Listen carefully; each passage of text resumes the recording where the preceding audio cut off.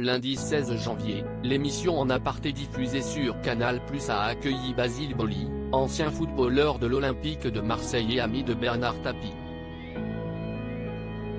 L'invité est revenu sur son amitié avec l'ex-patron de l'Homme et sur leur dernier échange avant sa mort où Bernard Tapie s'est excusé à demi-mot pour les propos qu'il avait eus à son égard dans le passé.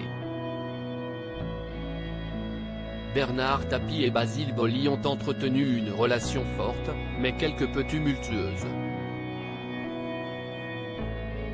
Dans son livre Mémoires d'homme paru chez First Edition le 22 septembre 2022, l'ancien footballeur a livré un témoignage sincère sur cette amitié avec celui qui s'est fait connaître comme homme d'affaires et homme politique, décédé d'un cancer le 24 août 2020. C'est lorsqu'il était encore défenseur à l'Homme, entre 1990 à 1994, que Basile Boli a rencontré Bernard Tapie. Contre toute attente, les deux hommes se sont très bien entendus. Mais plus tard, Bernard Tapie a tenu des propos blessants envers lui, il y a le singe au pied carré, avant de vous recruter. Des mots qui ont entaché leur relation. Mais lorsque Bernard Tapie était hospitalisé à son domicile, il a ressenti le besoin de revenir sur ces paroles blessantes qu'il avait pu dire par le passé et de s'excuser auprès de Basile Boli.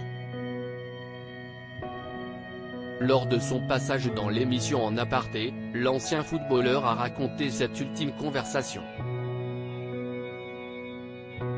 Basile Boli, ses adieux déchirants à Bernard Tapie. Il se souvient avec exactitude la manière dont Bernard Tapie lui a fait des excuses, à demi-mot, mais plus que sincères, il est en train de me parler.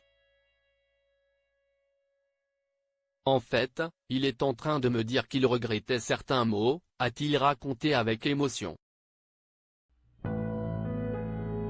C'est sur un lit, avec des branchements partout qu'il lui présentera ses excuses. Tu sais mon Black, je t'aime et ça veut dire beaucoup de choses, a-t-il relaté. Ça veut dire, je regrette certains mots, je suis content de ce qu'on a vécu. Tout y était en même temps, s'est-il souvenu, très ému. C'est donc dans la réconciliation que le joueur a pu être aux côtés de l'homme d'affaires pour ces derniers instants, et lui dire au revoir. Une belle histoire d'humilité et de pardon.